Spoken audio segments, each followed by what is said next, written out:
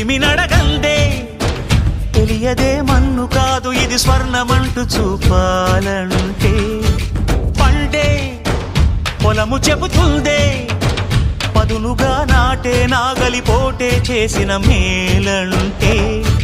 తనువంతా విరబూసే గాయాలే వరమాలై దరిజేరే ప్రియురాలే గెలుపంటే తను కొలువై ఉండే